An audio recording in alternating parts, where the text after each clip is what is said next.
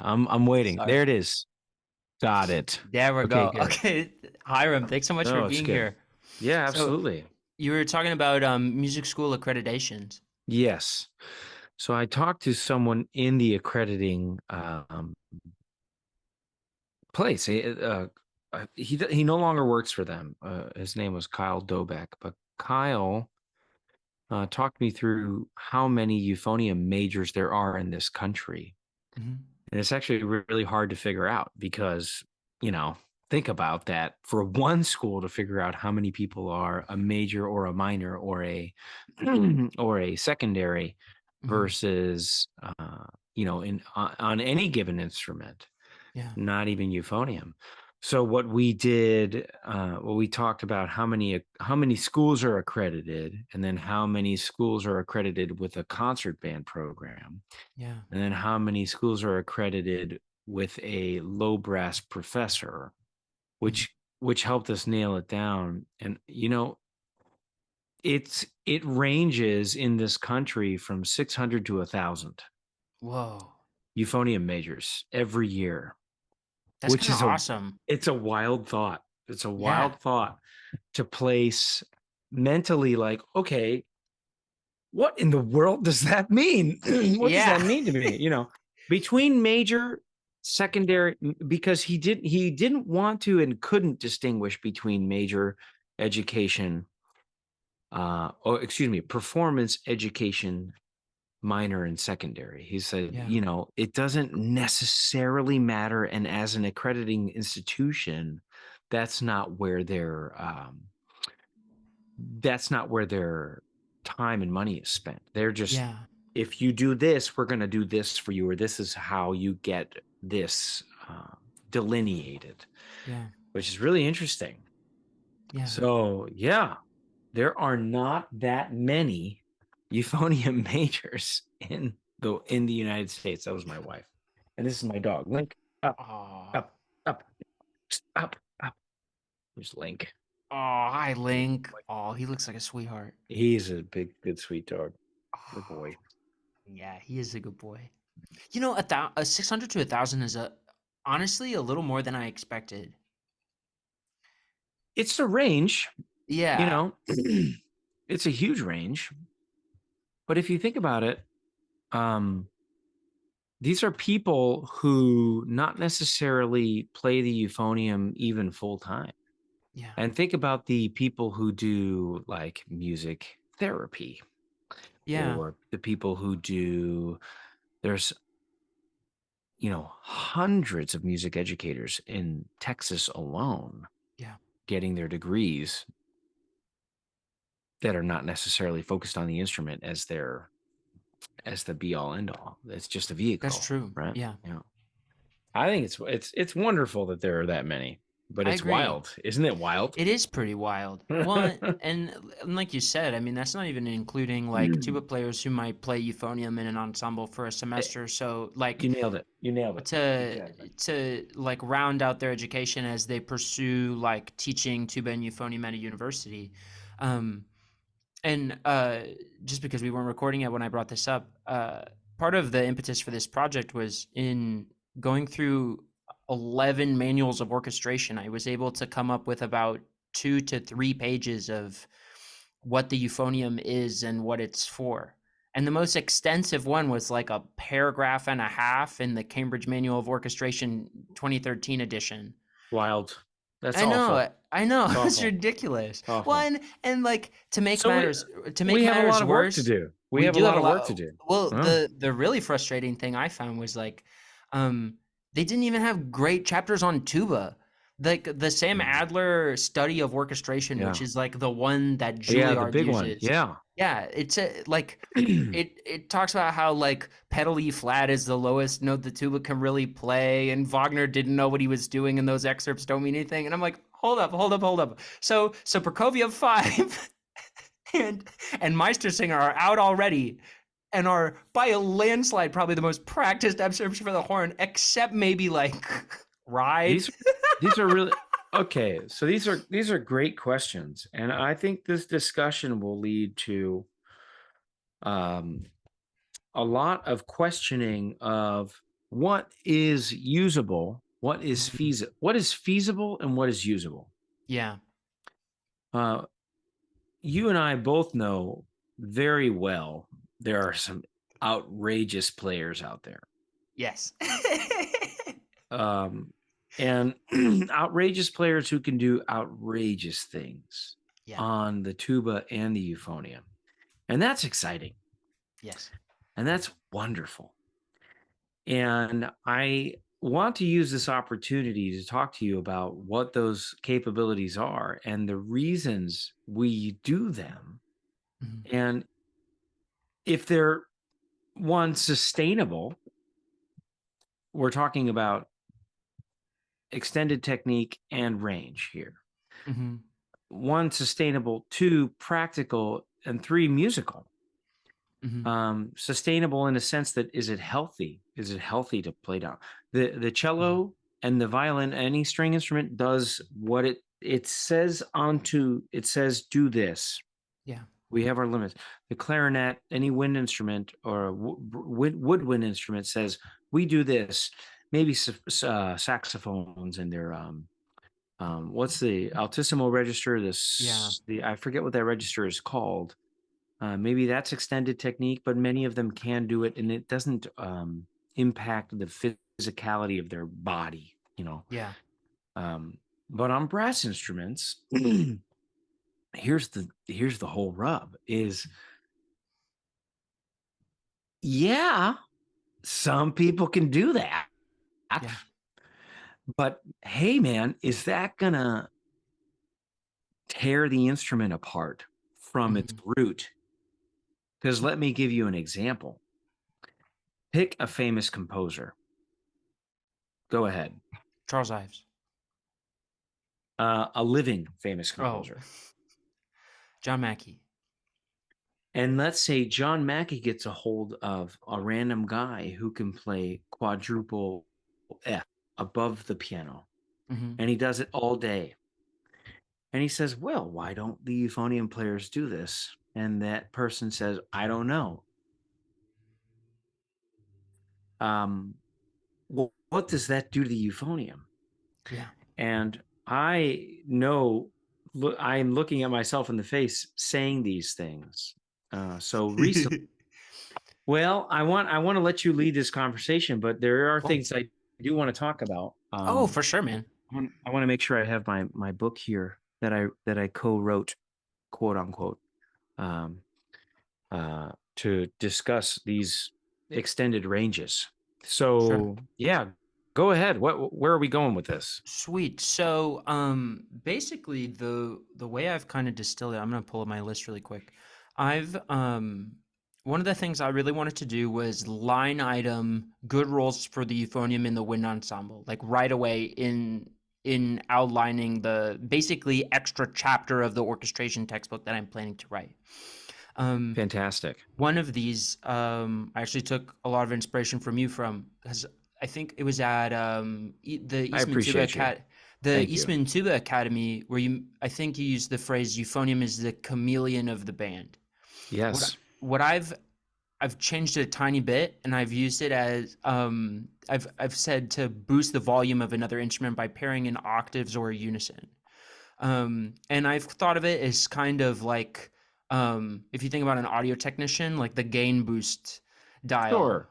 That's a wonderful approach, because if I were to think about that, you would say Hmm. here is a color that Hmm. won't detract Yeah, from the color of your bassoons or your low reeds, yeah, right? absolutely. It'll sound like it's a great way to think about that. It'll sound like we're adding the bass booster to it, or we're Yeah, adding thickness to the texture. yeah. And a lot of composers and a lot of orchestrators have used it as such. You'll find that in Hmm. Donald Hunsberger's arrangements, Yeah. in the Star Wars, and in the what's the excerpt that we play? Festive Overture, Hmm. that the arrangement that he did. And that's a great way to think of it. Yeah. It's certainly as we look at it as a doubling instrument. Yes. which is where you're going with that. So That I would agree wholeheartedly with that assessment of the euphonium mhm. as a chameleon. Yeah. One aspect, let's talk about it Yeah. as an aspect, is that we are boosting the sound of that section Yeah. The without detracting or adding a radically different color. Exactly. The next is a solo line that will cut through the ensemble, regardless of the quantity of instruments playing, if the euphonium is scored in an upper register. And that's lyrical or agile solos. Mm. One that comes to mind Yeah, specifically is Colonial Song, with how thick the band is scored, but yet it's so present, especially near the end. it can be. Yes. Yes. And that's a little more into the weeds as Yeah. that's a little more okay. And I would agree with that assessment as well, because and it and it depends on the player, and it depends on the color that you're using. So if you play Yes. with a whole lot of vibrato, Yeah. you're gonna come on out. Hmm. That is a weapon that we can. It's a terrible word to use, right? Yeah. But that's a weapon that we can wield. Is the song nature of the vocal aspect of the euphonium just Hmm. popping out of the texture with the vibrato, right? Yeah. That's a again, I agree with that assessment as well as Hmm. another aspect of the euphonium's chameleon-like nature. These are good. Hmm. These are good. This is a really good way to spell out a word Hmm. into these different aspects. No, I like it, Andrew. That's Yeah. good. I like Uh, it. Creating a counter melody in an already thick texture is next. And a lot of the Sousa counter melody lines specifically was what I was thinking of. Which actually gets to a bit of an interesting point I've been having with just a couple of my friends that I've been talking through the project with. Because full disclosure, haven't told a ton of people about this. It's all right. But at least not yet. But one of the things that I've been kind of frustrated by is seeing the real push to get people who have primarily operated in orchestral medium into writing for band. But I'm finding in some of these folks that I've been speaking to, the rep that they've studied is the band rep that looks like orchestral rep rather than necessarily the pillars of the band repertoire. And I think the issue I Mm. particularly take with that is I don't know that you get a really well-rounded idea of what the instruments that are more exclusive to band are really good at. And Mm. I'm gonna pose a question to you. Go ahead. What do you think is the most performed work for band today? I don't actually know. I just have a really good guess. Well, I couldn't tell you. I My think that I think that I'm in a unique situation Mhm. where I play professionally. So Mhm. I play what the people want to hear. Yeah. I think that's what is being programmed. Yeah. I'm not the one that programs these things, Yeah. and I'm also not the one who makes any of these decisions. Yeah. And So the I question want here, yeah. I want to assure you this isn't a trick question. Oh no, no, no. My assessment, and I I think couldn't. this is a very good assessment, is I that could care less because I'm gainfully employed as a professional euphonium player. So my opinion is going to be what my opinion is, and if Yeah. it's wrong, then it's wrong, and Yeah. c'est la Um, vie. my assessment is Stars and Stripes is probably the most performed piece for band. Well, I was going to go there. I was wondering if you were looking for symphonic work or popular work. Oh, I was thinking works across the board. But my assessment is that I mean, if nothing else, the fact that it's on so many, like it's every military band concert and probably almost every Fourth of July concert in a year. I mean, the numbers would speak for themselves. And you have to realize that to add to your to your assessment, or to Mhm. add to your argument, because I think it's a decent argument. that all of the military bands go on tour Yes. all over the United States every single year, and Mhm. every single one of those concerts. So Army, Navy, Air Force, Marine, Coast Guard. Yeah, and not to mention all the bass bands, all the National Guard bands, all the community bands. Like anybody who plays a 4th of July gig is probably playing Stars and Stripes Forever. I doubt you're wrong. I doubt you're wrong. So That oh. this begs a serious question though, because I don't think I could name an orchestral composer who would study Stars and Stripes if they were commissioned to write their first piece for a band. And I think that's actually kind of a problem. Huh. Well, let me push back. There's nothing creative about Stars and Stripes in a formulaic sense. If you wanted to study marches, Mm-hmm. then you're studying French marches, Russian marches, English marches, Italian marches, and the structures therefrom. Yes. And what Sousa did was create an American march structure. He took a lot from those countries, Mm-hmm. right? He took a lot from French march style. He took a lot from English march style and Italian march style, a lot, especially with the melodic content in Italian marches. Mm-hmm. And those are like police bands or municipal bands, and the Carponchielli and French marches. I couldn't name you a single composer, but if this were to be published, I don't want to make an ass of myself because I don't know any French march composers. But Mm-hmm. there you go. Let's say Yeah. Arbin wrote a French march. I bet he did. Yeah. At any rate, I don't know that composers would gain anything other than listening to the structure of it and the melodic content. What they are missing, yeah, and I've talked to you about this before, is I don't think marches are classical music. Yeah, and I kind of agree with I do agree with that. I don't kind of agree with that. I do agree with Uh-huh. that. The point I would make is and as someone who's studied composition, this is something I think about. I find that it's really important to look at works to see how particular instruments are handled. And if that piece is programmed a lot, that tells me a Mm, lot about what that instrument is capable of. yeah, And if and if in someone the was to study exclusively um like the I'm having a hard time coming up with like a not so great euphonium part right now because well, because let's not. in the prep So I looked at so many good Andrew, euphonium parts. Andrew, Yeah. just don't do that, because Okay. those Yeah. composers, For sure. yeah, those people might be,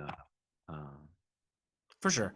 Uh, yeah, I guess okay, the point I'd argue is like um, a piece that just scores the euphonium in octaves with the tuba as exclusively the device that it's used for, as opposed to one of the many devices it's incredibly effective at.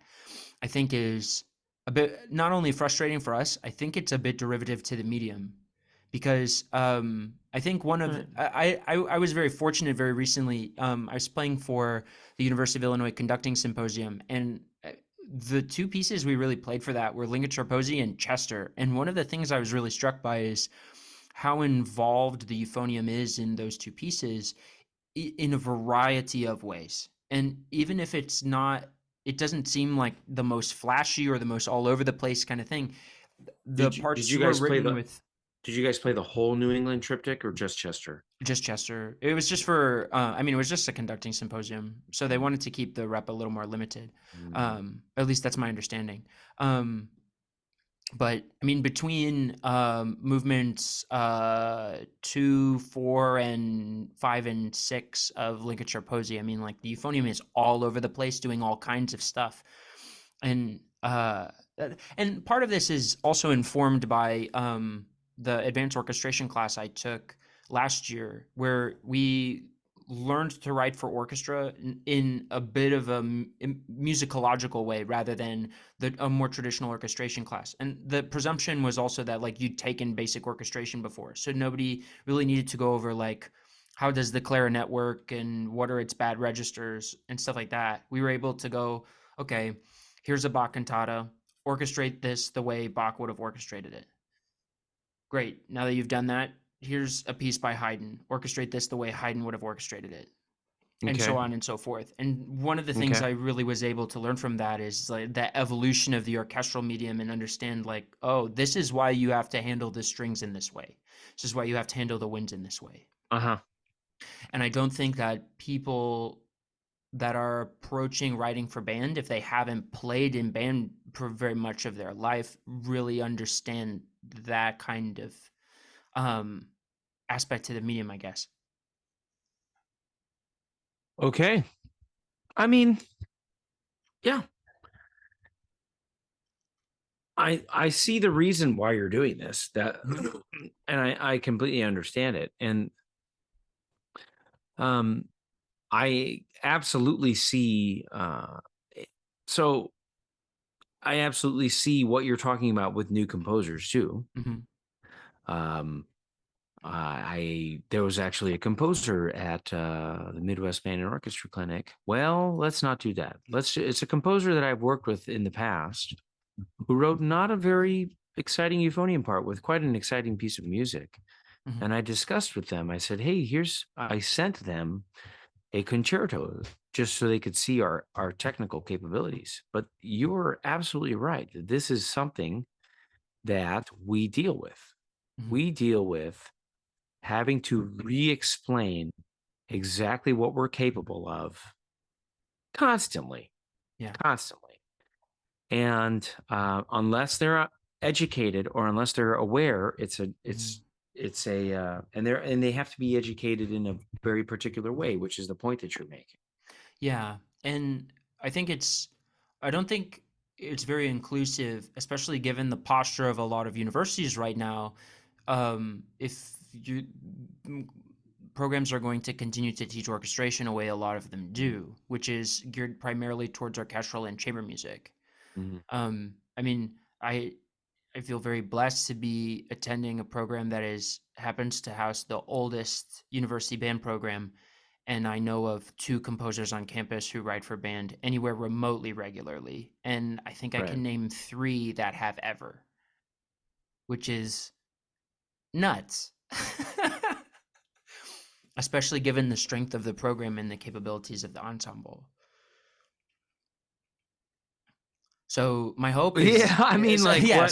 So my hope is that in making the resources more accessible, showing how enthusiastic the tuba and Right. euphonium community is, um, I, the analogy I would make is that there are a lot of euphonium players that remind me a lot of Chicago Cubs fans.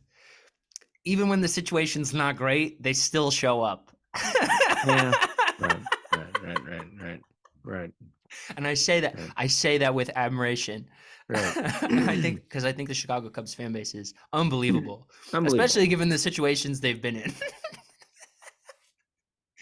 Yeah. So the necessity is there. Yeah. I mean, to beat a dead horse, the necessity is there for things like this to show people what we're capable of and the musicality that the euphonium is capable of. And Mhm. I think it's important that we do things like this. So very Cool, good. No. awesome. So I have a stack of pieces that I kind of wanted to go through. Well, I guess the question is, how did you want to do this? I did some pretty in-depth prep about pieces that I thought were exemplary of what we could do. I have them Okay. divided by concerti, excerpts, and solos, Okay. and then I have a line item list of extended techniques that I personally use on a regular basis Okay. that we could go through. Some Okay. of them are So nuts. so so here's my question to you is, Mhm. well, no question. Let's just I'd rather hear from you how let's just hear the concerto that you want to talk about, and maybe if I want to add anything to that, I can Sure. add something to that.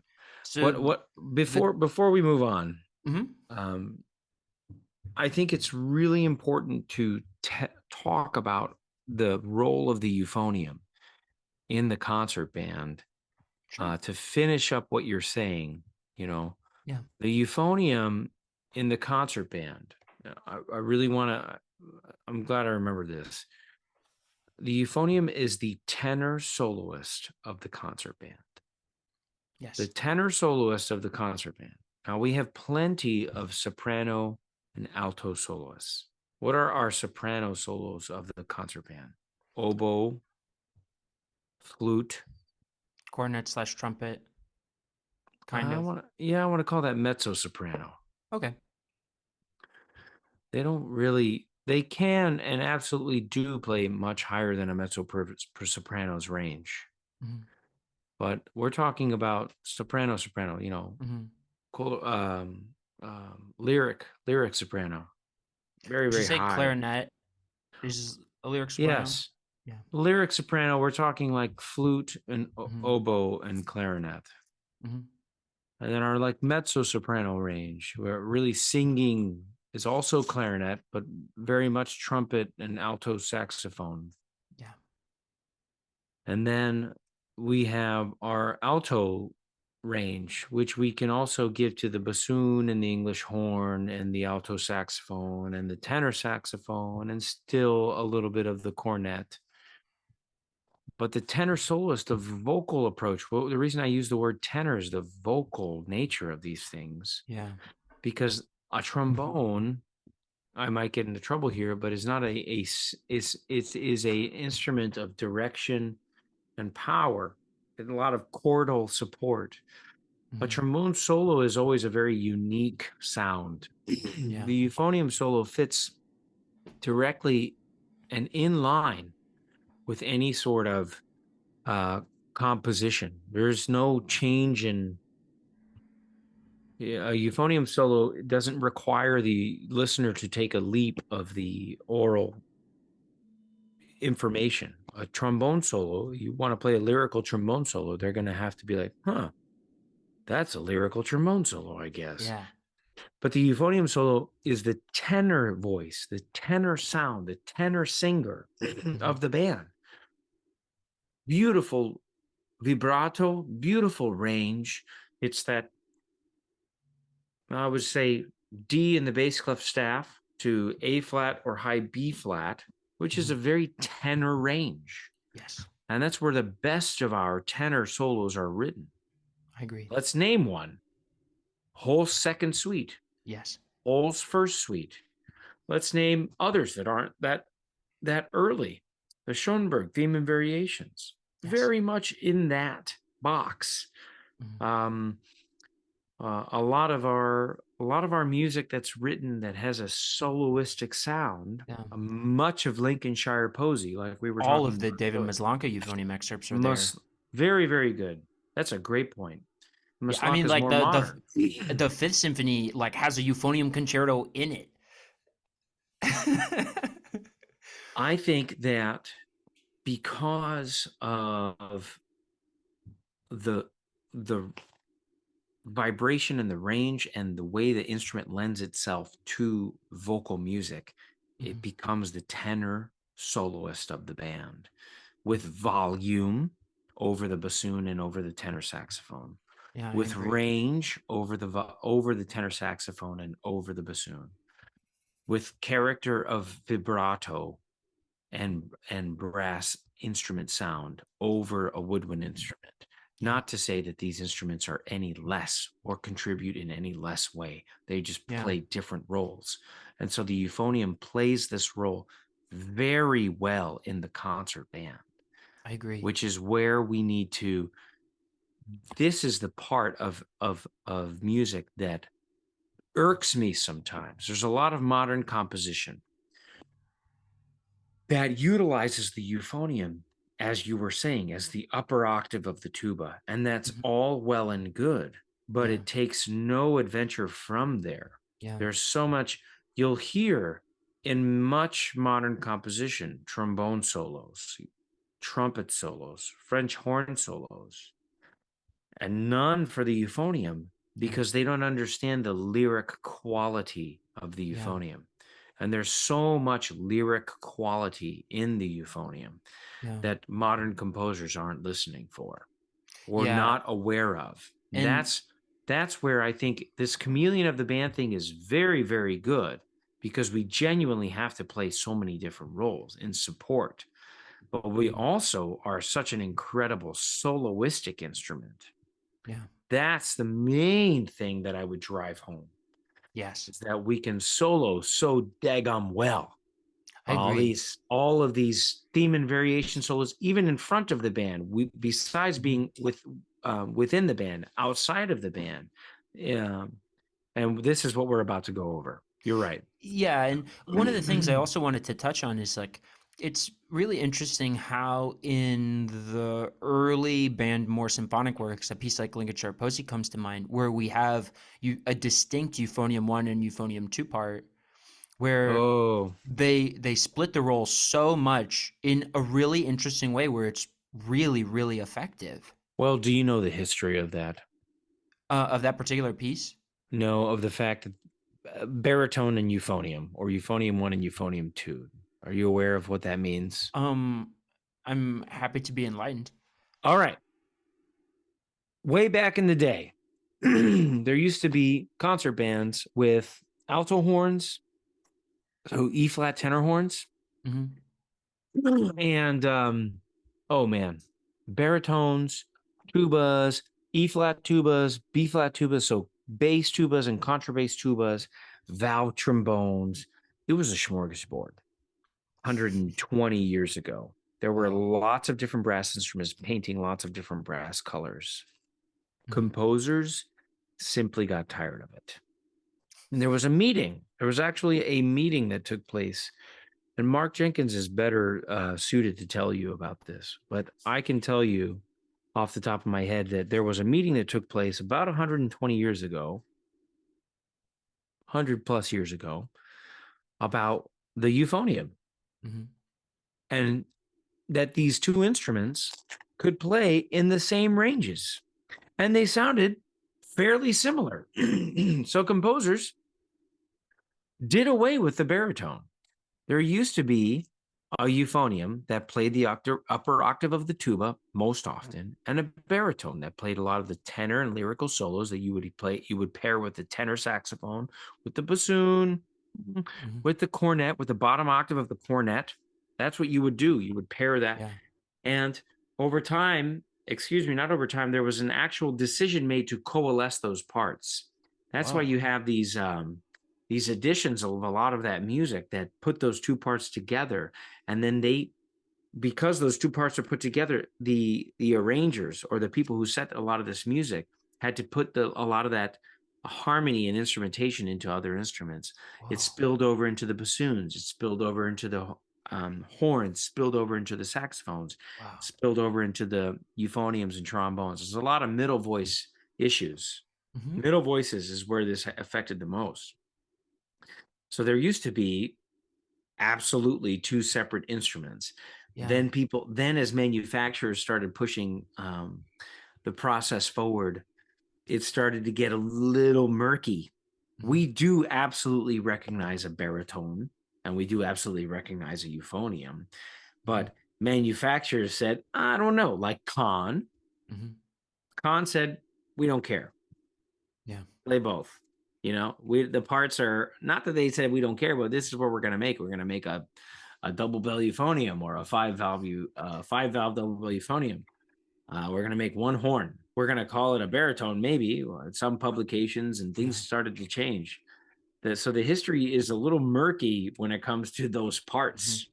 Yeah. Um, so, so really, truly, you're right that there were split parts for a lot of things, and that's still possible. I think it's still, Yeah. there's plenty of music that's written that way. A lot of the European fanfare bands and Yeah. the European I mean, there's uh, European art music that's that way. I have harmony. Yeah, a piece in my lineup for this interview is Poème de Feu by Ida Gokowski. I don't know if that's a piece you know. It's actually written for three parts of euphonium. yeah. I just played it. Oh, no way. Yeah. We're playing it on our concert here with the Wind Symphony next week, Mm, and then on tour in Naperville tomorrow. very cool. Yeah, I just played it. that piece is nuts. And Yeah. really cool. It's really cool. So, yeah, that history is a little more involved than just changing the nomenclature. For sure.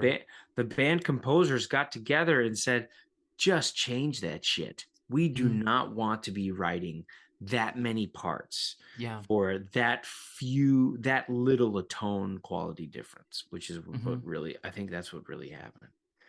At Mhm. any rate, let's go down the whole. Can you make me a share screen capability here? Oh, yeah, sure. I'm old world and like actually have the sheet music for everything.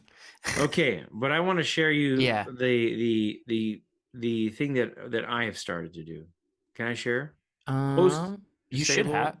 Oh, let's try it again. Does it say No, you it have says it? host disabled participant screen sharing. Um, There we go. Thank you. cool. You just did it. Awesome. It doesn't matter. I'm not sharing any videos. So you got me here, right? Yep. Okay, this is the Phil Snedeker Etudes that I was instrumental in creating. Phil Snedeker, for those that aren't aware, has written a bunch of brass music. He's a fantastic arranger. He started, I don't know if he founded, but he was one of the founding members of the Washington Symphonic Brass with Milt Stevens. And he took it over and runs the Washington Symphonic Brass. His incredible arranging chops. I love Phil. And at a bar one night, Phil and I got to talking about euphonium literature, okay? Hmm. And how we don't have etudes that address our incredible solo literature and Yeah. orchestral and concert band and the ranges and the capabilities of the euphonium. So we'll start here with the reason I put this as the first. He let me choose the order, which was fantastic. This first etude, etude one, is I want you to notice first how perfectly singing register euphonium stuff that is. Yeah. That is very singing euphonium register. And as we move on, still very singing euphonium register. And here we are, measure 31. There you go. Yeah. Let's see. That is euphonium 101, especially in our concertos, is Yeah. playing technically in the compensating register. So Yes. here at measure 31, 32, boom. All of this writing is completely within the realm of euphonium's capabilities. Hmm. And I asked for all of these things because I knew this is just a joke, but I knew that this is what we write. This is what we play. Beautiful Hmm. singing melody here in our second etude. But okay, here, let's go here at measure. Are you seeing this well? Yes. Okay.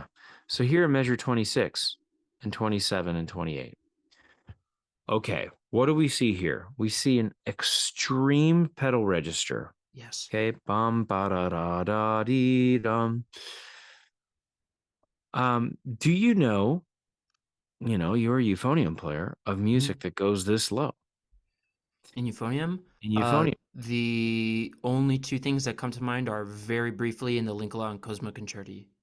The Cosma Concerto and the Linkola Concerto. And there are other concertos that go down to here. The Gabriel Filippo Euphonium Concerto. Um, we play this music Hmm. at an extremely high level. Hmm. And that's why I asked for this. When we and our one of our best concertos, the Cosma Euphonium Concerto, Hmm. um, the quality of the composition, the melodic nature of it, the way it lends itself to the euphonium so well. Hmm. This is why we play it. It's fantastic. It's dramatic. It's well written. It has uh, super tuneful and memorable melodies. Yeah. We, as a community, revere the Cosma Euphonium Concerto. And are Yes. all of these notes within that? The answer is yes. Hmm. The answer is yes. And that's why I asked him to write this music, Yeah. down here at the last measure. This is what we do. Okay. And as we move on here, this is part of the reason I got these etudes written, is because this is the stuff that we do. I want to go to the stuff that he wrote for us. That's orchestral transcriptions. The other thing that we do. Here we are, euphonium etude number 8. Look at this beautiful key, F major, and then what do we have here? And I asked for this specifically. Well, that's a tenor Was clef. tenor clef. Very good. Yes. And a lot of our music is written in that clef. Addressing the stuff that we do as euphonium players. Here we are. Do you recognize this as a euphonium player? I'll give you a hint. Titania is a moon, okay, of Mars, I think, or of Jupiter. I think it's I can't remember. If it's one of the two, it's Jupiter. Yeah. So here's, because Mars only has 2 moons. Okay. So here is, so this figure that we're looking at actually occurs in our orchestral repertoire. All that. 2, 3. So even in these ranges, this occurs in The Planets by Gustav Holst. Here it is written directly for us. Ding, ding, dee, da, da, da, da, da, da, da, da, dum, dum. That occurs in The Planets. That is written for us in The Planets. That's in Uranus, isn't it? Yes, that's correct. Here's Sancho Panza from Strauss's Don Quixote. This is a riff on that. Ba-da-da-da-dee-dum, ba-da-ba-da-da-dee-dum, and then ba-dim, ba-dim, ba-dim. All that stuff is from The Planet. Excuse me, it's from Strauss. Here we go. This is very much from Mars. Mars. Very good. And then back, I skipped etude number 4. Etude 4. This is from the Lauridsen's O Magnum Mysterium. Right here. Etude number 4. Etude number 5 is different. At any rate, I've convinced the composer to write stuff that we have. Mostly this extends into the low range. And we saw that earlier. There's a lot of high register stuff too. I was going to go to the end to show you the end.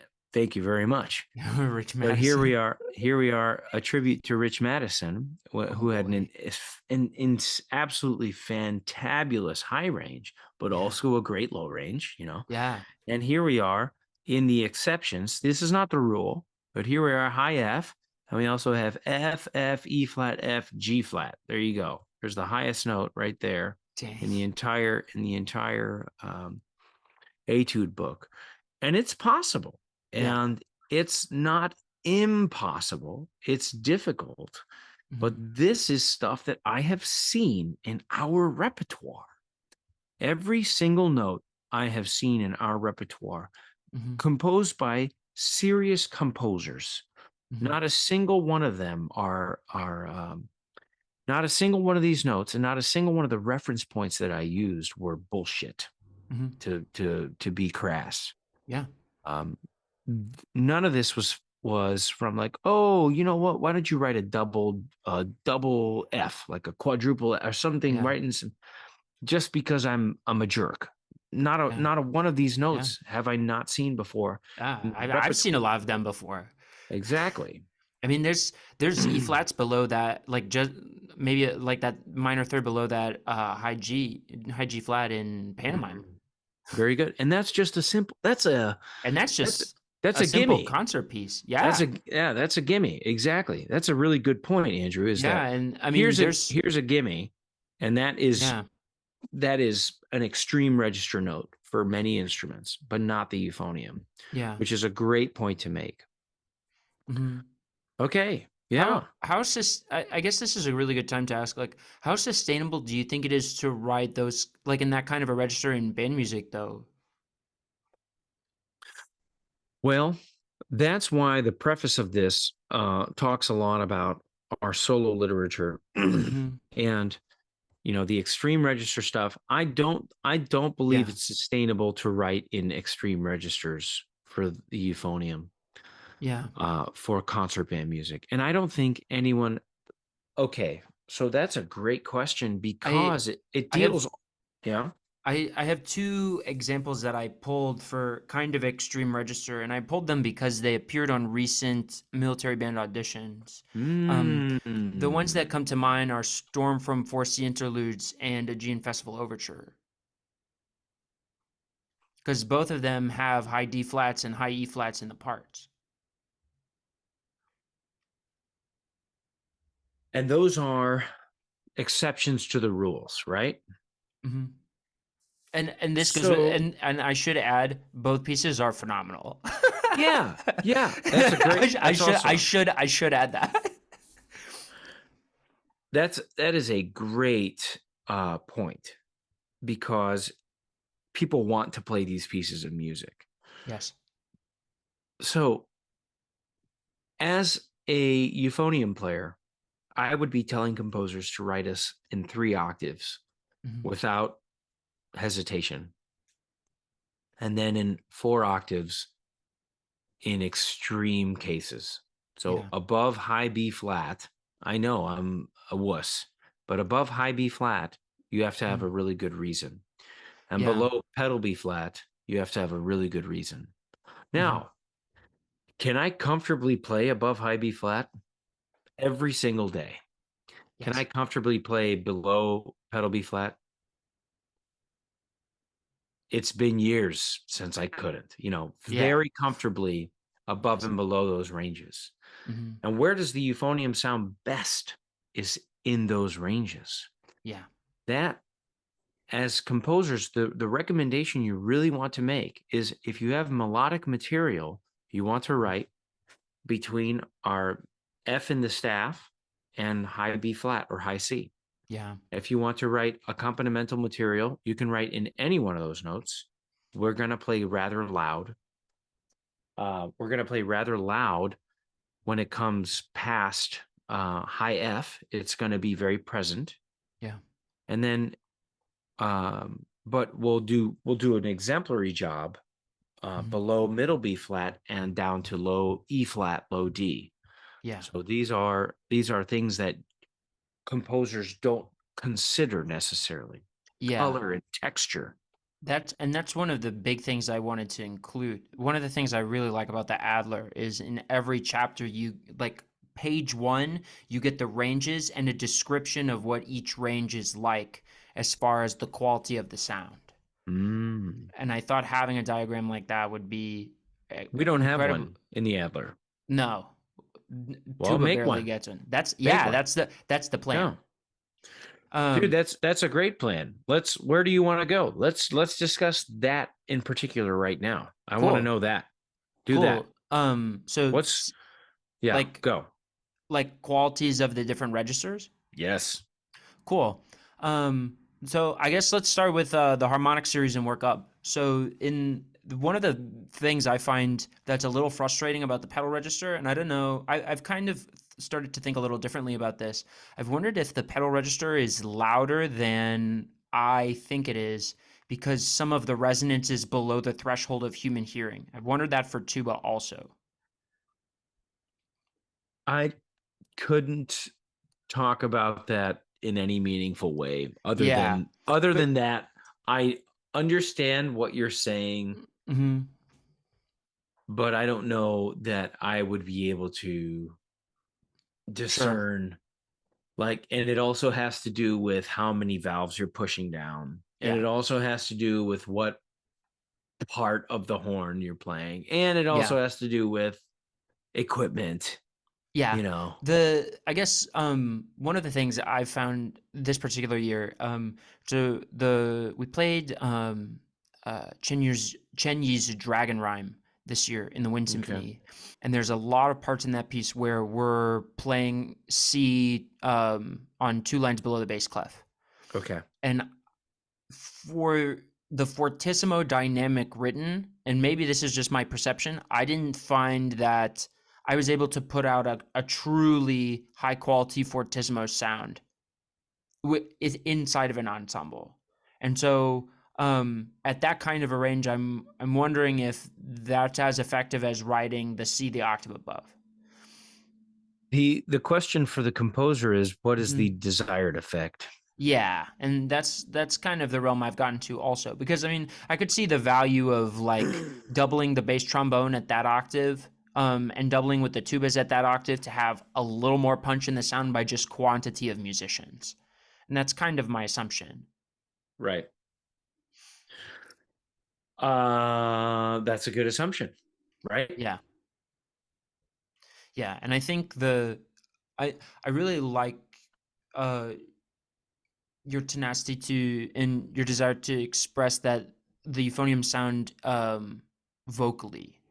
I think that's a really wise way to describe it. And one of the things I would find about the low, or I would say about the low register, is that while it's not necessarily a bass voice, it is an exceptional low baritone voice in that octave. Oh yeah. One of the comparisons I've started to make recently was I don't know if you were there for this conversation at Eastman the year I was there, Eastman Tuba Academy, I should specify. Mm-hmm. Dr. Robinson and I were talking about how the patents for the modern euphoniums that we're using are much more akin to the baritone sax horns than they are um, the Central European rotary baritones and tenor tubas. And so, with that kind of idea in mind, the euphonium can kind of do a lot of the things that the alto, tenor, and bari sax can, but rolled into one instrument, which is kind of special. And especially with modern manufacturing and the liveness of the sound, the Yes. liveliness of the sound. I don't know if you've ever played a French C tuba or a historical instrument. Have you ever played Mhm. a Civil War baritone? Yeah, I have. You I know, mean, I'm very blessed to spend a lot of my time. My office is two doors down from the John Philip Sousa uh-huh. archives. Oh wow.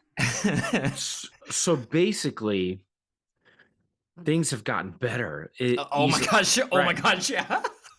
So that is easily said, and meaning we're going to have so much more resonance Yes. in a modern brass instrument, especially the euphonium. Yes. There's so much range capability, so very much resonant sound happening in the ranges that are extreme. Mhm. Uh, our extreme registers now, you know, for me, my extreme register starts below pedal E and starts above a D, Mhm.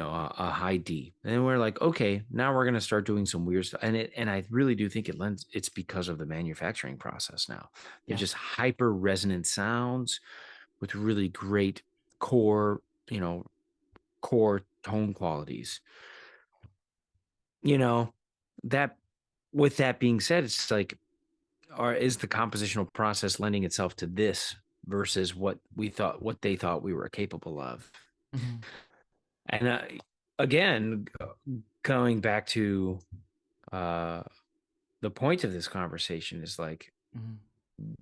we can play in a big melodic range, melodic, very technically, the same technical prowess that you would give to a uh, tenor saxophone. I shouldn't say that. The same technical prowess that you can give to a cornet, Yeah. and you I add mean, another octave to that. yeah. I mean, I think it would be reasonable to say, and maybe not necessarily exactly the same as a tenor saxophonist, but like approaching the technical prowess of a lot. Well, I mean, the there are some the wild cats the out there, but well, the problem is arpeggiation. yeah, We can simply not arpeggiate like a woodwind instrument. that's true. That's false. We Hmm. we we can't. We cannot play the Mozart clarinet concerto cleanly down an octave. Yeah. There's a lot of business that happens between air and muscle and vibration that we Hmm. have to take care of, whereas the clarinet does a lot more through air pressure through the reed. Yes. We simply cannot compete. That's true. A clarinet or a tenor saxophone, arpeggiation in any meaningful way. So thirds, major arpeggios, diminished arpeggios are okay, but any sort of skipping of said arpeggio is going to be extremely rough sounding. I'll give you an example. I am premiering a euphonium concerto out in Oregon Oh wow, that's awesome. week after in 3 weeks. The composer is a band director, Dennis Inas. It's a Cuban euphonium concerto. Oh, So awesome. at the end of this week, I'm playing the day concerto with the Marine Band. Oh my god! Heck yeah. That's And awesome. then in a couple more weeks, I'm premiering this concerto. Everything is good. Everything he wrote here is stepwise, difficult. It's a difficult part. When it's not stepwise, there is articulation, brass centric, right? Mhm. And then I'm gonna find you the one lick that I asked for, like a jackass. That is the most difficult lick that he wrote with woodwinds in mind, and I fully admit to making this faux pas. Everything else is playable, but this is not. So this is at quarter note or excuse me, half note equals 160. So this measure right here Yeah, is that's brutal. brutal. Brutal is the way to say that, but also you can also call that bad brass writing. Mhm. Brass players should not and cannot do that. It's not clean. It won't sound good and healthy. Can we Mhm. do almost everything else there? Look at all that stepwise motion. It'll Yeah, sound great. It'll sound great on a brass instrument, scales, except for that at measure. at 160. This will sound a mess. I have to make this up. I'm going to have to do a lot of hard work. I am doing a lot of hard work just to make it up, but Yeah. I asked for it. It's self-inflicted. Everything else, everything else, every single part of this concerto is fantabulous, except for the part that I asked for because I heard it and I said, let the euphonium play that. I'll make it up. I want to try that. But That's awesome. it's not idiomatic to the instrument. And Yeah. that's the operative word here, right? Is it idiomatic to play arpeggiation like that, like a woodwind instrument? And the answer is Yeah. no, not at all, Yeah. man. Yeah, No. the advice I was going to give future composers with that kind of stuff is make sure you get your performers okay before you write it. Because one of the things I've really found is that like writing, especially new works for premiere and collaboration is incredibly underrated. I think it's some of the most fun I have. I love how I get to know the composer over the process and the piece always lays better on the horn as a result. Right. And it's fun. So, at any rate, brass writing, when it's idiomatic, is often stepwise and very, if it's a fast passage, it's often stepwise. If Mhm. it's not stepwise, it's likely articulated. Mhm. And if it's not stepwise and articulated, then it's slower so that we can play it more beautifully. Yeah, the one of the parts that I had pulled that breaks that rule a lot,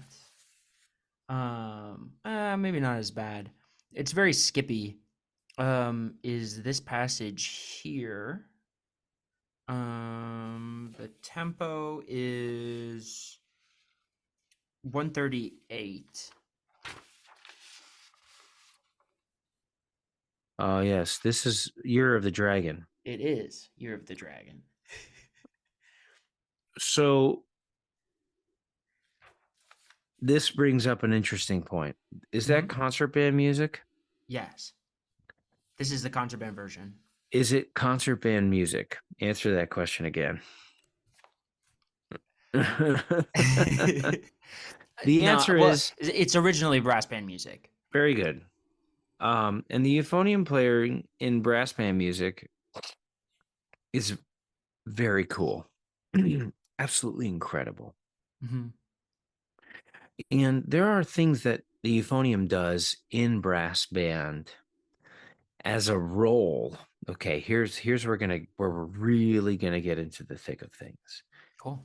When the euphonium plays in brass band, it is providing a different role, very multifaceted, than the euphonium does in concert band. I feel like that's a gimme. We can both agree with that, right? Yes. Now, what are those differences? If you put the same player in both ensembles, the same player, not the same music or the same composer, we're talking about the same human in both of those ensembles behind the same instrument Mhm. with a part that is suited for the concert band, with a part that is suited for the brass band. What are the differences going to be sonically, and what are they going to contribute sonically to those different ensembles? The euphonium and brass band is a very wide, massive soloistic sound that is huge. It goes out for days. Mhm. Why? Because All of the the, yeah. Oh, I was gonna say it strikes me as you need more width in order to power through an ensemble of technically louder volume because you have primarily brass instruments as instead of brass and winds. Okay, you need a direction to take the sound. Yeah. Sure. Moreover, they also play very color changing. There's a lot of colors to a brass band. Remember, a brass band is all brass instruments.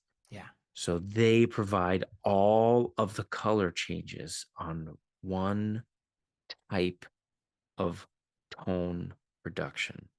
Mutes. Mutes are easy. Mutes are a Mhm. gimme. Yeah. Volume. That's a color change. Mhm. But then we have types of articulation. And vibrato, no vibrato, asking for more edge or less edge. Getting And very, very into the weeds with color changes.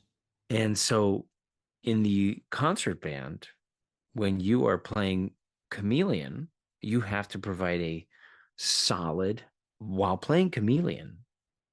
You have to provide the only way you play chameleon is by matching style, Mhm. not by changing tone quality.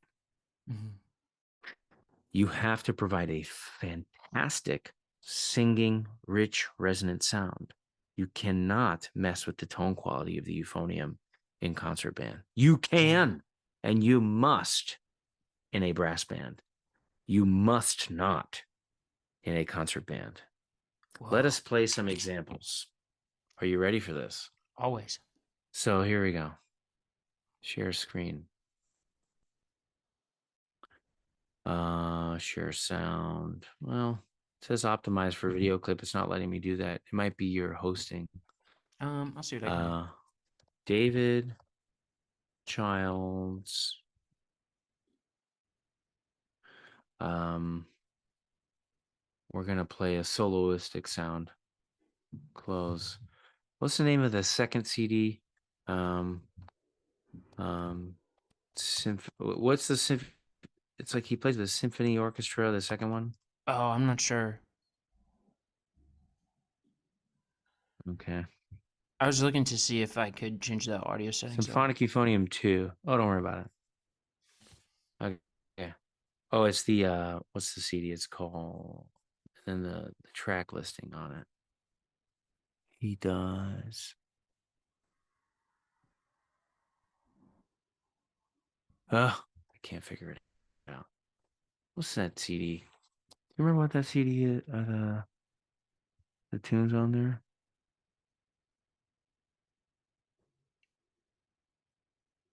In symphonic, euphonium, he does. I know he does Wilby. He does No, this is Vaughan symphonic euphonium Williams. 2. Oh, okay.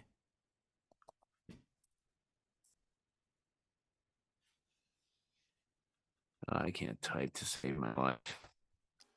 Symphonic euphonium 2. Here we go. Oh, I have Spotify. Here we go. Okay. Okay, here we go. Oh, I have it. It's not going to let me play it. It's Paul Maylor. Let me see if I can find Maybe YouTube. Paul.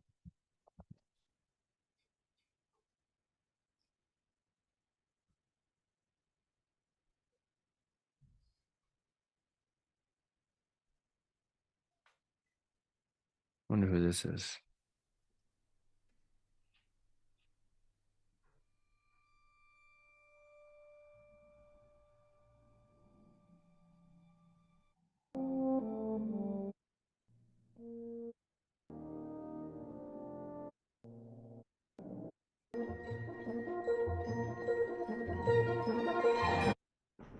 Remember this?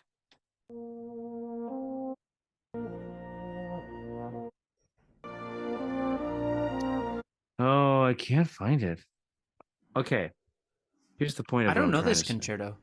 It's really good. Sweet. Yeah, I need to. What you're going to find is that David Childs changes his sound very frequently because he's a euphonium soloist and grew up in the brass band culture. And it's Yeah. beautiful. It's incredible. It's fantastic. And the other example would be Dr. Bowman or Brian Bowman playing his solos, and he has a very, very consistent sound with a Yes. really, really rich articulation Yeah. constantly, which is something that he grew up doing in Mhm. the euphonium with the concert band. So there you go. That's Oh, fascinating. Do you think it behooves the modern euphonium player to be able to do both of those things? no, I think it's impossible to do both well. Fascinating. Why? Um, I've not heard anybody accomplish both of them well. That's why. Interesting. And why? Because of the different types of techniques and tone qualities and the ear training. It's the ear. It's the ear. Mhm. What does the ear want to hear? So it's Mhm. really difficult to dissect worlds from one another. Um, Phil Smith sounds like Phil Smith sounds like Phil Smith, whether he's playing in front of an orchestra, in an orchestra, in front of a brass band, or soloing. He just did. Mhm. And he played in a lot of different worlds. He played with brass band. He would solo with brass band. He grew up in the Salvation Army playing in brass band culture. Um, that would be a person that I could point to that played in each one of those styles, maintaining that incredible sound. So that's why I think the answer is no, which is a wild thing to say out loud. I think it's not possible. Whoa. I think you do one thing and you do it well, you know. And I don't think you do one thing necessarily. It doesn't turn out to be one thing. It's Mhm. just the way the people around you interact with you and the way they play around you Yeah. make those sounds. So me for instance, the way I play has lent itself to playing in orchestra more often. So Mhm. I play with New York Philharmonic. I play with the That's awesome. Cincinnati Symphony.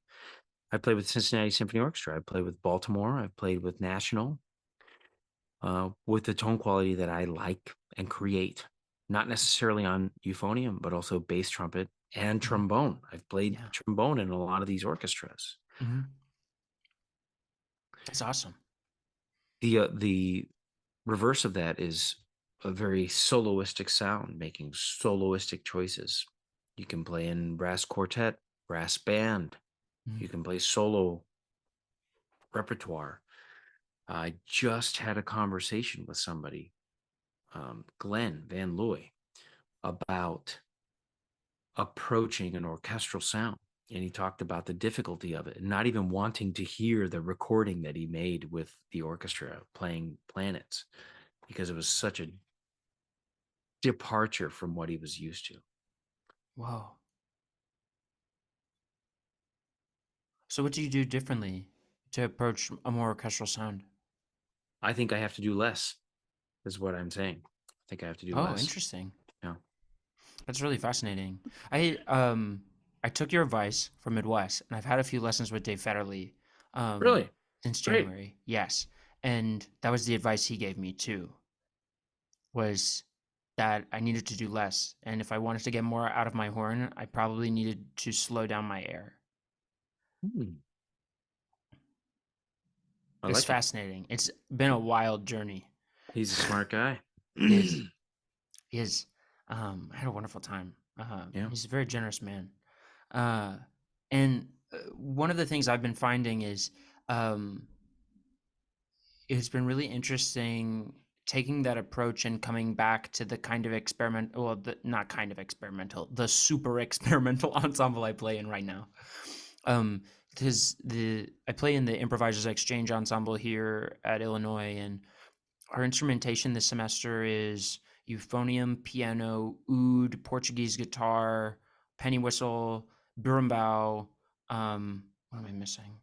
Uh, a couple of French horns and chungu, which is this Korean folk drum. It's a very eclectic group, and one of the things I find is that like the euphonium timbre is so vibrant. I really have to be picky about when I choose to kind of take over the texture, and it's not very difficult to do that. And I wind up utilizing a lot of wacky extended techniques a lot in order to kind of fit into whatever's going on. Great. Yeah. We play a really, really resonant instrument. Yeah. What can you do?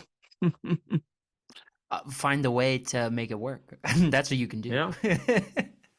Yeah. It's been kind of cool. Yeah, I've had to. I don't know if it's probably not accurate to say I developed some of these extended techniques, but I had a couple interesting ones I thought I'd run past you. And some of these I think are a little weird. I actually did some digging for in outlining some of the rep that I thought we could get into if you wanted to today. I tried to line item a few pieces for concerti solos and excerpts that I thought exemplified um, an exceptional use of euphonium. Sure. Go ahead. So for concerti, the ones I picked were the obvious pair of choices in the Cosma and the Ellerby concerto. Um, we talked about the Cosma already. I think Ellerby is a really great case too because um, it's got the first movement is kind of showcasing the contrast between the technique and the lyricism. The second movement is, all over the place, uses mute a lot. The third movement is downright gorgeous, maybe one of the best songs ever written for the instrument. And then the last movement, I actually had some beef with. There's some extended technique in it, but I don't know that it's approached very well. In the fourth movement, there are a number of times where he takes the euphonium into like the middle low register and asks for like 4 beats of multiphonics out of nowhere at a pretty rapid pace, and I just don't know that that's very practical. Again, the piece is exceptional. I just don't know that that's a great use of multiphonics on the instrument. Sure. Um, I would agree with that. And I would point composers more towards the Jan Bach concert variations. Yes. I think it's extremely difficult to approach. It's very, Yeah. very, very, very challenging. And as a matter of fact, that is a very good example of arpeggiation. And well, um, we're recording here, but I would say I would like to hear a clean version of that Mm-hmm. played, of those measures. Do Do you That, know Brian Meixner's recording? yeah, it's amazing. Yeah. It's my favorite. He I does. think I think Brian is one of the most underrated players of the horn.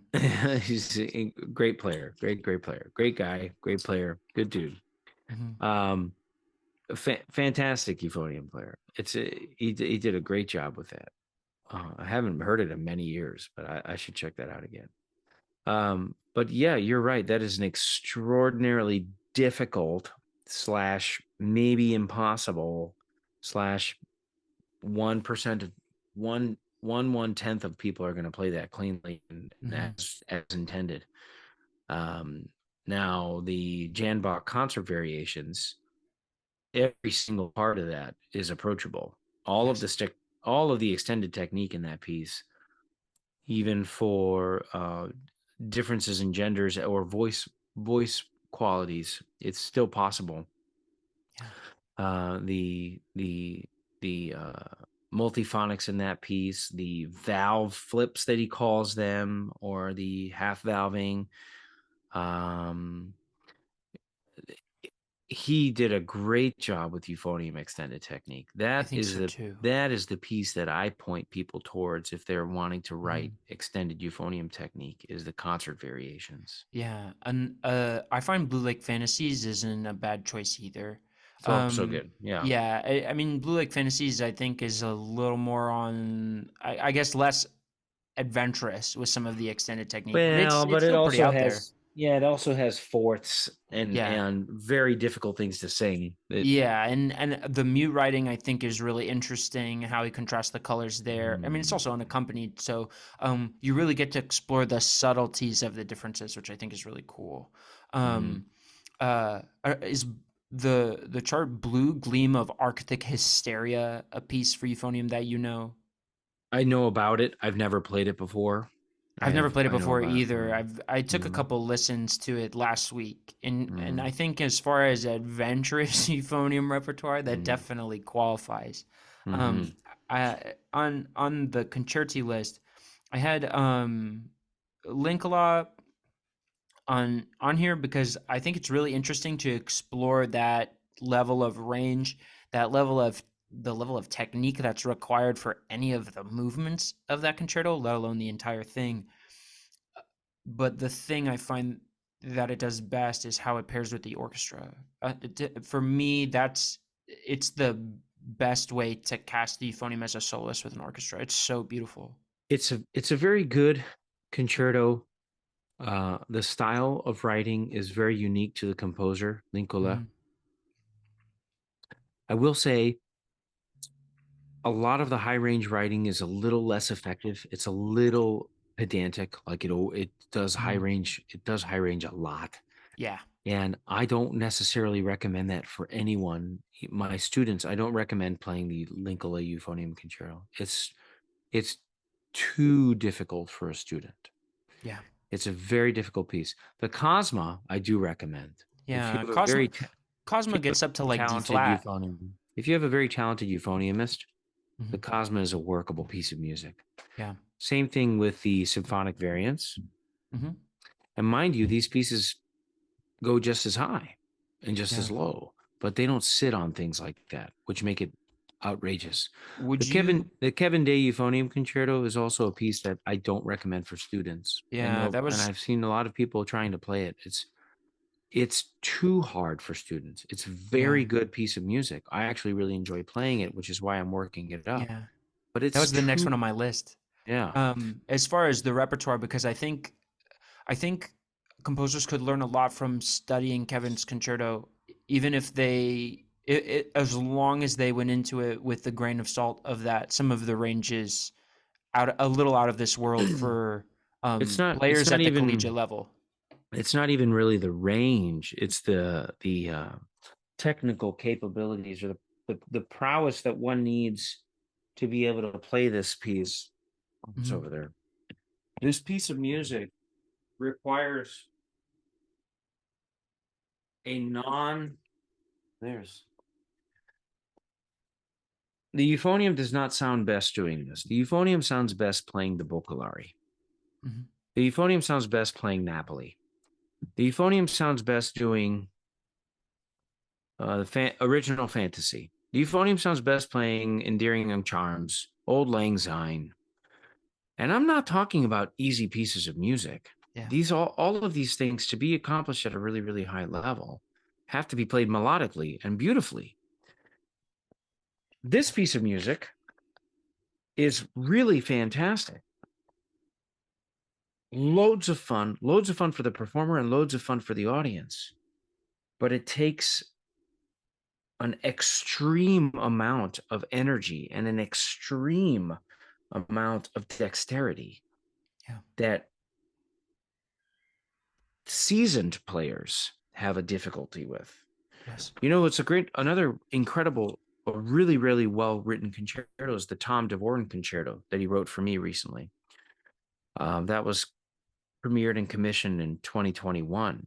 That is a fantastic, melodic, approachable euphonium concerto that I would recommend for undergraduate euphonium players and master's level. I would recommend it for a doctorate euphonium recital. Fantastic writing.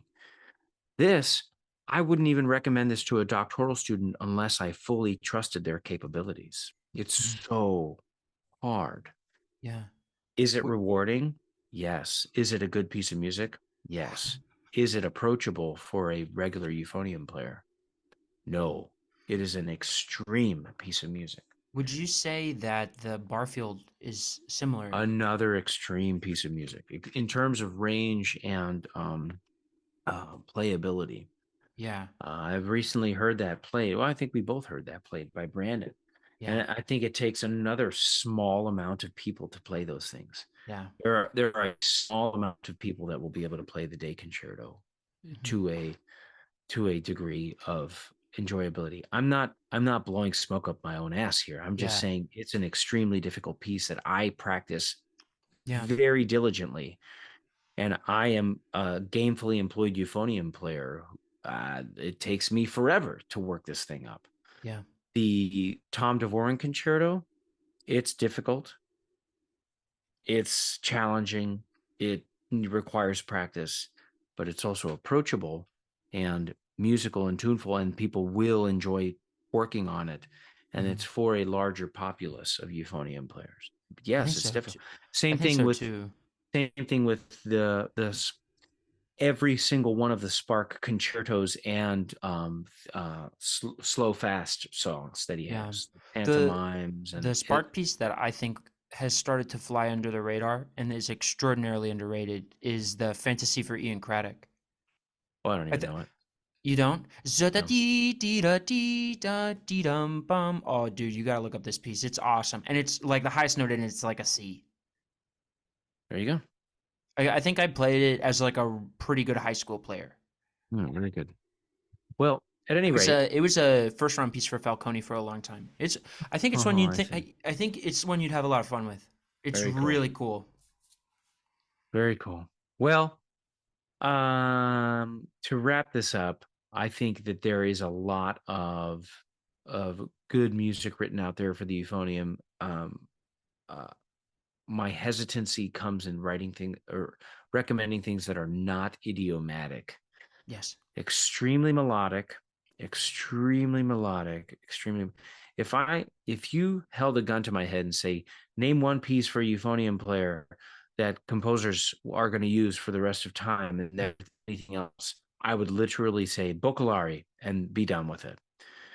It has range, it has technique, it has articulation, it has melodic playing. If you that there you go. I would say, look at that, done. And then we wouldn't be stuck with, oh, okay, these people always play high E flats, or oh, Yeah. okay, these people only play Yeah. in the pedal register. Toccata You know, Martial comes to mind too. well, I mean a solo piece of Oh, for music. sure. Yeah, I was. In terms of a band music, Yeah. that's not bad at all. A Yeah. band composition, Toccata Martial would be right up there, if not my favorite. Mhm. It's one of the Yeah. reasons that we have that on the first round of the Marine Band audition, Yeah. I mean, practically religiously, you know. yeah. I was talking with Vince Kenny around this time last year, and one of the things he said to me was, if every euphonium player could play Toccata Martial perfectly and the opening, the Holst for Suite in E flat perfectly, we probably wouldn't have a lot of worries. Or all the worries, because it would be open season at auditions. Yeah, that's very astute. I mean, the euphonium, those are Holst first is hard. Yes. And Toccata Martial is hard, and people just don't realize it. It doesn't Yeah. look hard at all. Neither one of those pieces look hard at all. I think the whole suites get taken for granted because they're so approachable to a younger ensemble. Right. And so, Ubiquitous. yeah, and so everybody thinks like, oh, it's just Holst 1 and 2. We played the first suite in E flat for Steve Peterson's last concert. He retired at the end of last year. Okay. It was a fun show. Opened with Kevin Day's Dancing Fire, then we played Holst for Suite in E flat, then Mazlanka 4, then O Manu Mysterium. Tough show. Okay. But the irony is that I think we spent the most rehearsal time on the Holst. Yeah. I don't Which think really that's is ironic at all. It was surprising to me. But getting The simplest yeah, music is the hardest music, man. yeah, Simplest music is the hardest music. absolutely. Yeah. All right, I gotta let you go. Awesome. I gotta get moving. For sure. Hiram, thank you so much. This was wonderful. Yeah, no problem. I can't tell you how I much hope I this is appreciate helpful. this. Yeah. Yeah, absolutely, man. It's a pleasure to pick your brain. If folks want to follow you somewhere, where's the best? Oh, Instagram. Cool. Awesome. Hiram Diaz 1 at gmail.com. Oh no, wait. Hiram Diaz 1. Hiram Diaz 1. That's it. And of course on tour with the Marine Band. When are you in Oregon? Yeah. I'm going to Oregon the next couple weeks. That's awesome. Not this week, but I'll be in Oregon from February 27th through March 10th, and I'm premiering the Dennis Enas Euphonium Concerto on March 10th. And it's going to be spectacular. It's a Cuban rhythm. It's going to be awesome. Spectacular. And then That's I'm really also doing the day concerto on Sunday, one week from today, That's with the Marine incredible. Band, which is just, I cannot believe I get to play. Yeah, man, that's got to be exhilarating. I'm extremely excited. And then I have the Tom Dvorak Concerto that I'm doing the piano reduction of at Rutgers University. And then I am trying to record a CD, so we'll see what happens there. Whoa, Yeah. that'll be incredible. Yeah, Yeah. please keep me in the loop about that. I can't wait. Sure. Awesome, boss. All right, man. Thanks so much. Take care. We hope you've enjoyed this episode of The Musical Trick Artista, the podcast. You can find us online at McGowanmusic.com or listen on your favorite podcast platform.